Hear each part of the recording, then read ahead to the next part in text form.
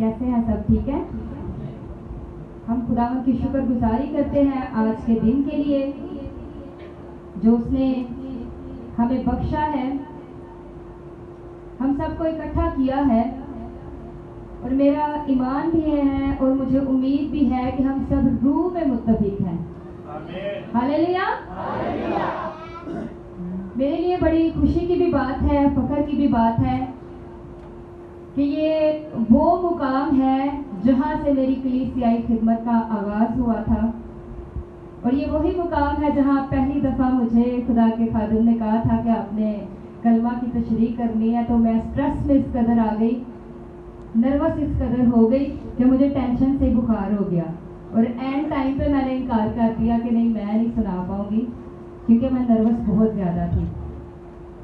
तब मुझे महसूस होता था कि मैं रूह में बहुत कमज़ोर हूँ। बहाना ये रखती थी कि जब मुझे खुदा कहेगा तब मैं सुनाऊंगी। तो मुझे जवाब आगे से ये मिलता था कि मैं जो कह रहा हूँ ये खुदा के रूह से कह रहा हूँ, आप हिम्मत करें। लेकिन कलाम में लिखा है कि जब रूह आएगा तो तुम कुव्वत पाओगे। हालेलुया। वाकई ही में जब खुदा का रूह आ जाता है, या तो यूं कहें कि जब आप खुदा के रूह को कबूल कर लेते हैं अपनी जिंदगी में, क्योंकि वो तो है ना, यीशु मसीह ने वो हमारे लिए दे दिया हुआ है, बख्श दिया हुआ है। जब हम उसके ज़ेरे साए आ जाते हैं तो हम कुव्वत से भर जाते हैं। आमीन। मेरे साथ किताब मुकद्दस को खोलिएगा, पहला कुरिन्थियों उसका पहला बाब, उसकी आयत नंबर 18।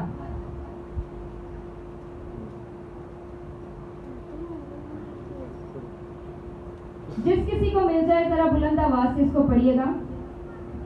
क्योंकि सलीब का पैगाम हलाक होने वालों के नजदीक तो बेवकूफी है, मगर हम निजात पाने वालों के नजदीक खुदा की कुदरत। खुदावन के कलाम का पढ़ा सुना जाना सबके लिए बाइस से बरकत हो। जब मैंने खुदावन से पूछा, हम इधर आने को थे दुआ के लिए, तो मैंने कहा खुदावन मुझे मैसेज दे, मैं क्या कलाम सुनाऊं वहां पर जाकर। तो खुदावन ने मुझे ये आयत दी, ये पैगाम दिया। मैं क्या है स्लीप का पैगाम। और मेरे ज़हन में फौरन एक बात आई, मैंने कहा ये तो लोगों ने बहुत दफा सुना हुआ है। ये वो आयत है जो मेरे ख्याल से तो बच्चे बच्चे को याद हो चुकी है, क्योंकि हमने बहुत दफा इस कलाम को सुना हुआ है। तो खुदावन ने मेरे दिल में फौरन एक बात कही। खुदावन ने कहा ये वो रोटी है जो आसमान से उतरी है। हालेलुया। ये वो रोटी है जो आसमान से उतरी है। और डॉक्टर्स भी ये कहते हैं कि आप हर एक बाइट को, हर एक निवाले को 33-32 दफा जो है वो चबाएं, जिन्होंने कहना चित चित के खाओ, चबा कर इसको खाएं, क्योंकि ये आसमानी रोटी है। आप जितनी दफा इसको सुनते हैं, लेते हैं, चबाते हैं, गौर करते हैं, एक नया फ्लेवर, एक नया टेस्ट आपको देती है। हालेलुया। ये आयत जिसे आज हमने पढ़ा है, ये हवाला जिसे हमने सुना है, इसमें हमें नजर आता है कि दो तरह के लोग हैं, या यूं कहें कि दो किस्म के जो ग्रुप्स हैं वो इस हवाला में हमें नजर आते हैं। जगह पीछे कम पड़ गई है, जरा थोड़ा सा आगे आ जाए।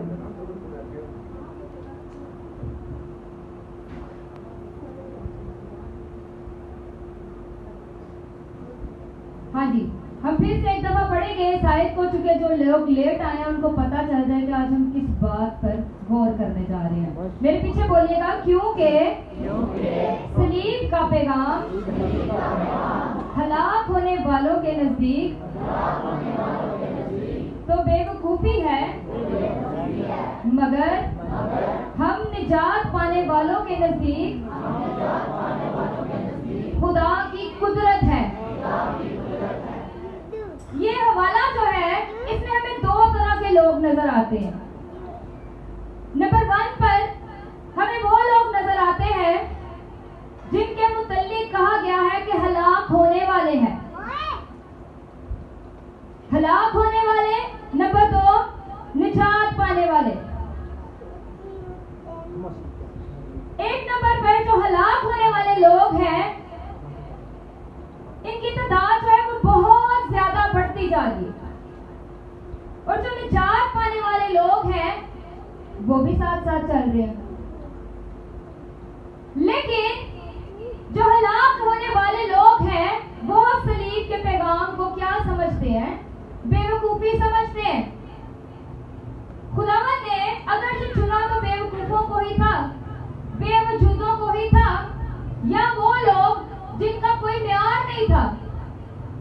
उसने उनको ले तो लिया, क्या इसलिए कि वो बेवकूफी के साथ ही चलते जाएं, या उन बेवकूफियों के साथ ही आगे बढ़ते चले जाए, या खुदावंद चाहता है कि वो चेंज हो जाए? चाहता है कि वो चेंज हो जाए, वो तब्दील हो जाए। अब जब पैगाम जिंदगी में आ गया है, कौन सा पैगाम? हाँ जी, कौन सा पैगाम? सलीब का पैगाम जब जिंदगी में आ गया है तो फिर तब्दीली भी आ जाए। वो वाली नहीं जो इमरान खान ला रहा था, वो तब्दीली जो खुदावंद चाहता है। अगर मैं आप सबसे एक सवाल पूछूं कि आपके नजदीक सलीब का पैगाम क्या है, तो आप क्या सोचते हैं? क्या पैगाम है जी? क्या जवाब आएगा? सलीब का पैगाम क्या है? हम सब ने सुना है ना इस आयत को? आमीन। किन्होंने सुना है पहले भी? मैंने सुना है बड़ी दफा। अच्छा, चंद नहीं सुना हुआ था। मैं ये सोच रही थी सारे रटी हुई है, बड़े कम लोगों ने सुना है। जब कम ने सुना है तो फिर उम्मीद क्या रखें है? सलीब, हाँ जी, क्या सलीब का पैगाम? निजात है। Very good. और मसीह तो है ना हम सब। हमने इस आयत को सुना नहीं सुना, लेकिन सलीब के पैगाम को तो हमने सुना है। मसीहियत की पहचान ही क्या है? सलीब का पैगाम, निशान। मसीहियत का निशान क्या है जी? जैसे हिंदुइज्म में हम देखते हैं, उनका निशान एक साइन होता है, वो 30 बना हुआ होता है उनका, वो जो भी उनका नाम है लेना नहीं चाहती, उससे हम क्या पहचानते हैं? ये किनका निशान है? हिंदुओं का निशान है। इसी तरह मसीहियत के लिए भी एक निशान, लिखा ना, हमको एक निशान बख्शा गया हमारे लिए। हमने एक निशान जो देख दिया गया हमें, वो क्या है? सलीब का निशान। हम जो खुदावंद यीशु पर ईमान रखने वाले लोग हैं, हम बड़े फख्र से इस बात को दिखाना पसंद करते हैं कि हमारे पास एक निशान है, अगर जो इसके पीछे हकीकत कुछ हो रही है। हमारा निशान जो है, मैं समझती हूँ अगर हम रूह से इस बात को कबूल करें तो हमारा निशान यीशु का लहू है। हालेलुया। हमारे लिए सबसे बढ़कर जो हमारी पहचान है वो यीशु का वो लहू है जो इस सलीब पर बह गया।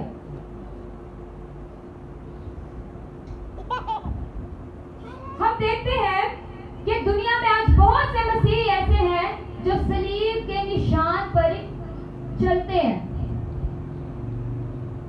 लेकिन सलीब के पैगाम पर नहीं चलते। एक दिन मैं एक वीडियो देख रही थी, उसमें एक शख्स था जो कान में सलीब के निशान की बाली पहने हुए था। एक बाली उसने अपने आईब्रो पर पहनी हुई थी, एक बाली क्रॉस के निशान की उसने अपने लिप्स पर पहनी हुई थी, एक नाक के दरमियान उसके हाथों में जो ब्रेसलेट था उसमें छोटे छोटे बहुत सारे क्रॉस बने हुए थे, उसके हाथ में जो रिंग थी उसके ऊपर भी सलीब का निशान था। आज बहुत दफा हम ऐसा कर रहे हैं, सलीब का निशान हमारे जिस्म पर लगा होता है लेकिन रूह तक नहीं पहुंचा होता। रूह तक जो है उसका पैगाम पहुंचा नहीं हुआ। अगर आप ऐसे शख्स को देखते तो क्या कहते? हाँ जी, हम क्या कहते जिसने इतने ज्यादा निशान पहने हुए थे, क्रॉस के सलीबें पहनी हुई है, हम क्या कहते? ये कौन है? शाबाश, बोले। मैं भी नर्वस हो रही हूँ, बोले। हम उसको क्या कहते? ये कौन है? ये मसीही है। क्यों?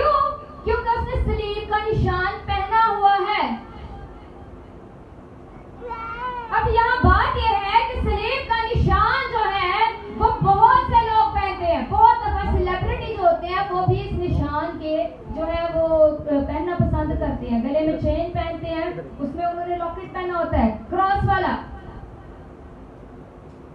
सलीब जो है या सलीब का पैगाम जो है ये हरगिज एक कहानी नहीं है, ये हरगिज एक निशान तक महदूद नहीं है, ये से बढ़कर कुछ है। हम प्रमोट किस बात को कर रहे हैं? सलीब के निशान को, लेकिन बहुत पीछे छोड़ गए हैं सलीब के पैगाम को।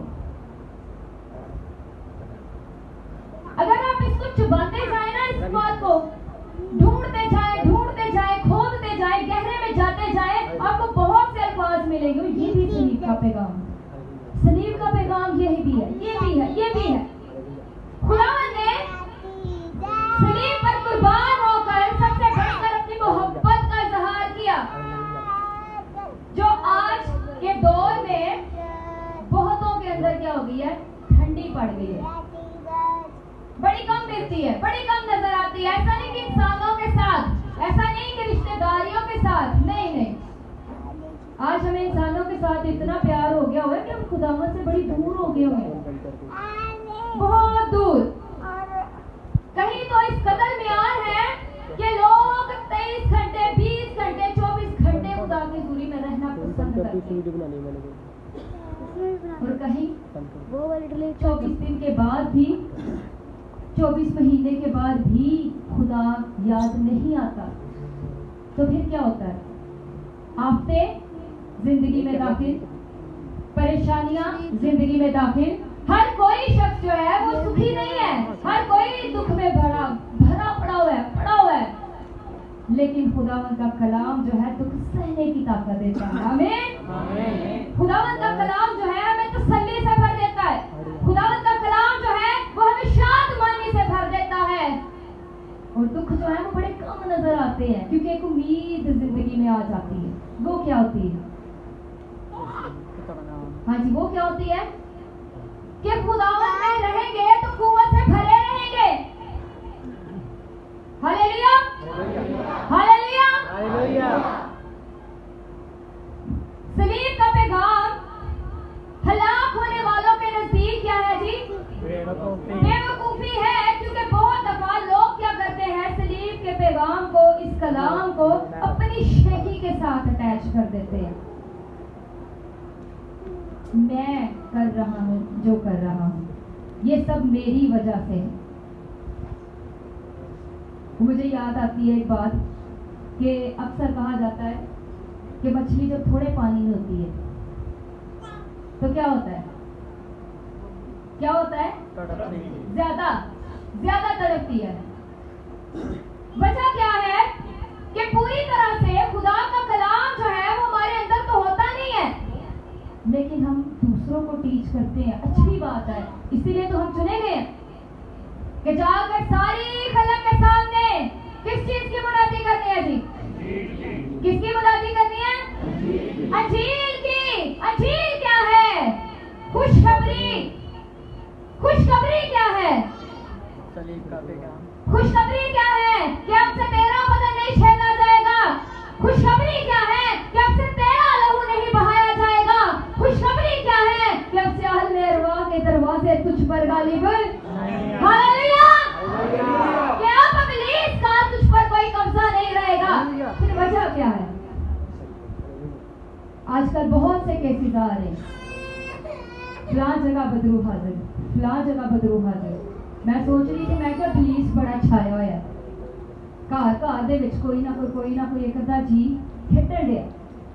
आदमी इनसे पूछे, बड़ी गवाहियां उनकी हर रोज किसी ना किसी केस पर जा रहे हैं, अबलीस बड़ा छाया हुआ है। मुझे खुदा के रूह ने फौरन टोका, उसने कहा नहीं, अबलीस छाया हुआ नहीं है, मैं घर घर जाकर उसको निकालना हुआ है। हालेलुया।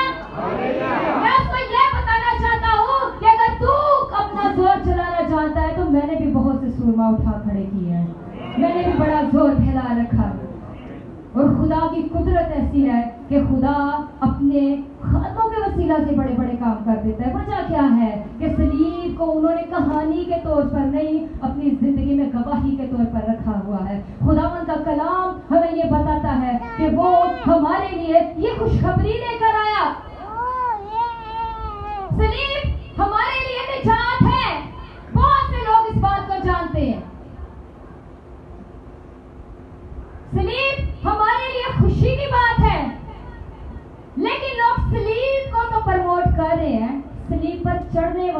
वहीं पीछे छोड़ गए।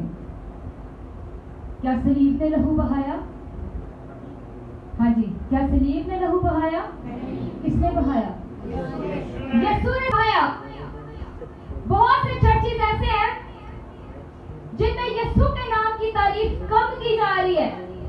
एक चर्च में हम गए, वहां पर हमें आगे बुलाया गया। जबरदस्ती एक प्लास्टिक की स्लीव थी पड़ी हुई, हमें जबरदस्ती मजबूर किया गया, आप इसको चूमेंगे तो शिफा पाएंगे, आप इसको चूमेंगे, इसको सजदा करेंगे तो आपके गुनाह भी माफ हो जाएंगे, आप जो है वो बरकत को हासिल करेंगे। शायद हम नहीं, लेकिन दुनिया के बहुत से लोग सलीब को इसी तरह फैला रहे हैं। लेकिन असल कुदरत ना कि सलीब है, बल्कि उस पर बहा हुआ वो लहू है जो यीशु मसीह का है। हालेलुया। उस पर बहा हुआ वो लहू है, वो बदन है जो मेरे लिए, जो आपके लिए, जो हम सब के लिए, पूरी दुनिया के लिए छेड़ा गया है। वही लहू जो गलगत्ता के पहाड़ पर हमारे लिए बह गया।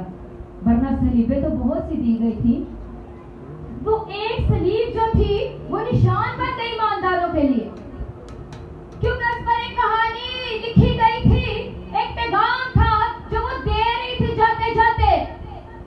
माफी का पैगाम, निजात का पैगाम, खुशखबरी को फैलाया गया कि अब से तुम्हें कुर्बानियां देना नहीं पड़ेगी। ये देखो, ये मेरे हाथ, ये मेरे पैर, ये मेरा लहू जो मैंने तुम्हारे लिए बहा दिया, अब से किसी और लहू की जो है जरूरत ही नहीं। वो साड़ी मर्जी है, असि फिर भी बहाना पसंद कर रहे हैं। ये दुनिया में कौमों की मर्जी है कि वो आज भी लहू को बहाना पसंद कर रही है, चाहे तो खुद को छुरियां मारकर, चाहे तो अपने लिए आज भी बर्रों को कुर्बान करके। लेकिन हमारे लिए एक बर्रा कुर्बान हो चुका है। आपकी जिंदगी के अंदर अगर जिस सलीब का निशान है, अगर जो आपकी जिंदगी के अंदर, घर के अंदर सलीब का निशान है, लेकिन अगर उस पर चढ़ने वाला,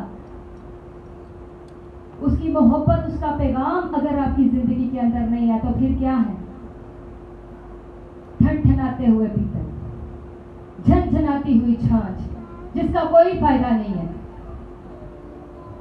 पौलुस रसूल ये बात जो है सिर्फ कुरिन्थस की कलीसिया को नहीं लिखता, वो हम सबको पैगाम देता है। और सबसे पहले वो ये पैगाम इसलिए दे पाया क्योंकि उसने ये पैगाम खुद भी लिया था।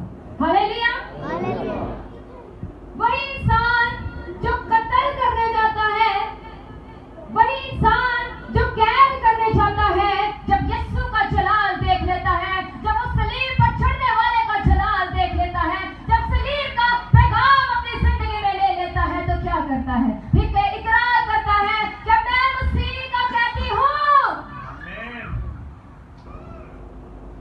और दुनिया की चीजें जो मुझे फायदा दे सकती थी, वो मेरे लिए क्या है? नुकसान है, कूड़ा है मेरे लिए। वो बातें जो मुझे फायदा दे सकती थी, मैं उनको मसीह की खातिर क्या समझता हूँ? नुकसान समझता हूँ कि ये कुछ नहीं है। असल पैगाम तो वो है जो यीशु मसीह ने दे दिया। असल पैगाम तो वो है जो उसने जिंदा होकर हमें दे दिया। एक गवाही, एक बात मैं आपसे शेयर करना चाहूंगी, क्योंकि मैंने सुना भी है, मैंने सीखा भी है कि एक खादम जो डाइस पर खड़ा होकर कलाम सुनाता है, जब तक उसकी जिंदगी में खुद गवाही ना हो, लोग बरकत नहीं पाते। सच है जी? होता है ऐसा? क्योंकि लोग फिर क्या कहते हैं? इन्हां नूं बैक स्टेज तुसी कदी देखो, इन्हां दे काम तुसी देखो, ते इत्थे आके की कहण दे ने। रटी रटाई बात किसी के लिए से बरकत नहीं हो सकती। मेरी जिंदगी में एक वाकया हुआ। मैं जब खुदावन में नहीं थी, या यूं कहें कि जब तक मैंने इकरार नहीं किया था कि यीशु मेरा शख्सी निजात दहिंदा है, या जब तक सलीब का पैगाम मैंने अपने अंदर नहीं लिया था जो कि हमारे लिए निजात है, जब तक मैंने इसको कबूल नहीं किया था, एक रोज हमारे घर में मेरी खाला आई, तो वो मेरी मामा के साथ बैठकर ना कुछ बातें कर रही थी। बातें क्या कर रही थी कि मेरे मामू जो गुजरांवाला सेमिनरी में प्रोफेसर थे, खादम थे, उनके बारे में बात कर रही थी कि उन्होंने ना अपने स्टूडेंट्स को एक बात कही। एक सरमन में उन्होंने एक बात कही, वो कहते हैं अगर मैं आवाज में होता या मुझे ये शर्फ हासिल होता जब आगाज में सलीब का निशान मसीहियों के लिए मुकर्रर कर दिया गया था, अगर मुझे ये हक हासिल होता तो मैं सलीब को मसीहियों के लिए निशान न ठहराता, मैं कब्र को मसीहियों के लिए निशान ठहराता। अब मैं तब बच्ची थी, लेकिन ये बात जो थी ना मुझे भूलती नहीं थी। ये बात मेरी जिंदगी में थी, मैं सोचती रहती थी, मैं गौर करती थी, गाहे बगाहे मेरी जिंदगी में बात आती थी। एक दफा तो जब मैंने ये सुना तो मैंने कहा हाँ, जिन्होंने सलीब का निशान बनाया भी बनाया, जिन्होंने ए चीज निशान बना दी है, मसीहा की पहचान बना दी है, बना दी। अब कोई और मुकाशफा नहीं हो सकता, कोई नई बात नहीं हो सकती। ये खास वजह थी, ये मरकजी बात थी, इसलिए इसी को जो है आगे बताया गया, फैलाया गया है। मैंने बपतिस्मा लिया, मैंने अपने खानदान में दुआ का आगाज किया, हालांकि मैं सबसे दूर और पीछे रहने वाली थी, लेकिन मुझे पीछे से खुदा ने पकड़ लिया। मेरे घर के सारे मेंबर आगे बैठकर दुआ कर रहे और मैं सबसे पीछे बैठी हुई थी। मुझे पीछे से खुदा ने पकड़ लिया। मुझे इस तरह का खुदा के रूह ने छुआ कि घर वाले कहने लगे अच्छा बदरू हाजिर हो गई। उन्होंने मेरे सर पे हाथ रखा, ओहो इतने पावर से दुआ की, छोड़ यीशु के नाम से, निकल यीशु के नाम से, जल यीशु के नाम से। तो और पता नहीं की एक भाई तो मेरे लिए थप्पड़ कस के बैठा हुआ है कि मैंने कुटना है, क्योंकि लोग ये समझ रहे थे कि इसके अंदर बदरू हाजिर हो गई है। घर वाले ये सोच रहे थे कि पुलिस ने इसको पकड़ लिया है, क्योंकि ये तो दुआ नहीं करती ना, ये तो खुदा की हजूरी में बैठती नहीं है, वक्त नहीं देती। लेकिन मैं खुदा को वक्त नहीं दे रही थी, लेकिन उसके प्लान में मैं थी। हालेलुया। हम उसके मंसूबे में होते हैं, जब हम माँ के पेट ही में होते हैं, उसने हमें चुना होता है। तो हुआ ये कि उसके बाद जब मैंने अपना आप खुदावंद को देना शुरू किया, मैंने अपनी रूटीन को बहाल किया, बाइबल को ज्यादा से ज्यादा पढ़ना शुरू किया, तो एक रोज खुदा ने मेरे साथ कलाम किया। तो मुझे कहा कि मैं तुझे कलाम की गहरे मुकाशफात दूंगा और मैं कलाम की बातों की तुझे समझ दूंगा। अब मेरा ध्यान जो था वो ज्यादा वर्शिप में था। मैंने हारमोनियम सीखना शुरू किया, मैंने गीतों की प्रैक्टिस करना शुरू की, मैं ज्यादा से ज्यादा इसी में बढ़ना चाह रही थी। लेकिन खुदा की मर्जी कुछ और थी, कॉलिंग कुछ और थी, बुलाहट क्या थी कि कलाम को फैलाना है। क्योंकि असल बरकत, या मैं समझती हूँ कि आपको असल मोहब्बत है ना आपको खुदा की, वो खुदा के कलाम से मिलती है। तो खुदा ने मुझे कहा कि मैं तुझे कलाम के गहरे मुकाशफात दूंगा, मैं गहरे भेद दूंगा। एक रोज मैंने खुदा से कहा, मैंने कहा खुदा क्यों? खुदा के खादिम ने ऐसी बात कह दी थी कि अगर मुझे ये शर्फ हासिल होता तो मैं सलीब के निशान को नहीं, मैं कब्र के निशान को मसीहियों के लिए निशान ठहरा देता, पहचान ठहरा देता। तूने अपने खादिम को भी मुकाशफात से भरा था, मुझे भी इसका मुकाशफा चाहिए। ऐसी क्या बात है, ऐसी क्या बरकत है, कब्र में ऐसा क्या है? खुदावंद ने मेरे ज़हन को खोला, खुदावंद ने मेरे ज़हन को खोलना शुरू कर दिया। खुदावंद ने कहा देखो सलीब का पैगाम जो था, या सलीब का तकाजा क्या था। अगर कोई सलीब पर लटकाया जाता था तो सलीब का तकाजा था कि जब तक वो शख्स मर नहीं जाता उसको सलीब पर से उतारा नहीं जाता। और सलीब जो एक लानती मौत थी, या सलीब जो अच्छी तस्वर नहीं की जाती थी, खुदावंद यीशु मसीह जब उस पर लटकाए गए तो उसके लहू के वसीला से वो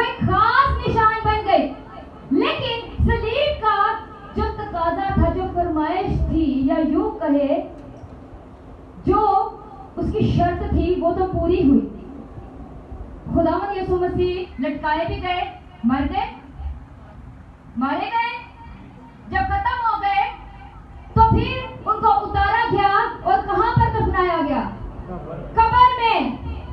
अब कब्र का तकाजा ये है कि जब कोई शख्स उसमें डाला जाता है या जब कोई शख्स कब्र में दफन किया जाता है तो सारी जिंदगी वहां पर रहता है और कोई भी वहां से नहीं निकल सकता। लेकिन कब्र की जरूरत नहीं हुई जिंदगी देने वाले को अपने अंदर ले सके। हालेलुया। कब्र जो है वो खुदावंद यीशु मसीह को अपने अंदर रख नहीं सकी, अपने अंदर ले नहीं सकी, उसको देना पड़ा, क्योंकि जिंदगी का बादशाह जो है वो उसके अंदर रखा गया है। और अब वादा क्या है, अब उम्मीद क्या है, अब खुशी क्या है, अब पैगाम क्या है कि जिस तरह मैं कब्र में ज्यादा देर नहीं रह सका, तुम भी नहीं रहोगे। एक वक्त आएगा कि तुम भी जलाए जाओगे। जिस तरह मैं फतह याब हुआ, तुम सब भी यूं ही फतह पाओगे। हम कहते हैं ना, यीशु मसीह ने मौत पर, कब्र पर और शैतान पर फतह पाई। खुदावंद यीशु मसीह ने सलीब पर कुर्बान होकर हमें फतह बख्शी है कि अब जो कैद थी, जो रुकावट थी, वो खत्म हो चुकी है। क्यों अब भी हम खुदावंद के पास उस तौर पर नहीं आ सकते?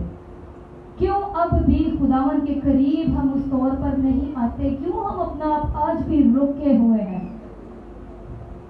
हमने यीशु को बहुत पीछे छोड़कर अपने आप को आगे बढ़ा दिया। हमने दुनिया की ख्वाहिशों को प्रमोट कर दिया। हमने दुनिया के बहुत से कामों को अवलियत देना शुरू कर दी। हमें भेजा इसलिए गया, हमें चुना इसलिए गया, हमें रूह इसलिए दिया गया ताकि हम दुनिया भर में मशहूर कर दे, इस बात को फैला दे, इस बात को पहुंचा दे कि अब हमारी पहचान यीशु मसीह का लहू है। सिर्फ सलीब नहीं बल्कि यीशु है, वो जो मुर्दों में से जिंदा हुआ, वो जो अपने बदन को आज हमें खाने के लिए देता है और लहू को पीने के लिए देता है। वो बड़ा पैगाम है जिसे फैलाने की जरूरत है, जिसे दुनिया को बताने की जरूरत है। और मुझे इस बात की उम्मीद है कि आइंदा को आप जब खुदावंद के हजूर झुकेंगे तो आप ये बात जरूर कहेंगे। ये कहानी नहीं, मैंने जब तक इसको कहानी के तौर पर बयान किया ना, तब तक इसने मुझे कुछ नहीं दिया, लेकिन जब इस पैगाम को अपने अंदर लिया तो उसने मुझे कुव्वत से भरा, उसने मुझे खुशी से भर दिया। दुख बहुत सहते हैं जिंदगी में, हमारी जिंदगी में दुख बहुत आते हैं, लेकिन खुदावंद है जो हमें दुखों में भी उम्मीद बख्शता है। खुदावंद है जो हमें दुखों में भी खुशी बख्शता है। और खुदावंद का रूह ही है, उसका लहू ही है, उसका ये सलीबी पैगाम ही है जो हमें एक नई उम्मीद से भर देता है। शायद आज हम भी वैसे ही बैठे हुए होते हैं, लेकिन उसने हमें खुशी की खबर दी, उसने हमें खुशी से ये भर दिया है कि अब जाओ, जाकर पूरी दुनिया को बताओ कि आपसे जब तुम मरोगे तो तुम मरोगे नहीं बल्कि मसीह में सो जाओगे। और जिस तरह मैं गालिब आया और जिस तरह मैं बाप के जाकर दाहिने हाथ बैठा हूँ, मैं जहाँ हूँ वहाँ। हालेलुया। आए मेरे जी, तो हम अपनी आंखों को बंद करेंगे। हालेलुया। हम अपनी आंखों को बंद करेंगे और आज हम गौर करेंगे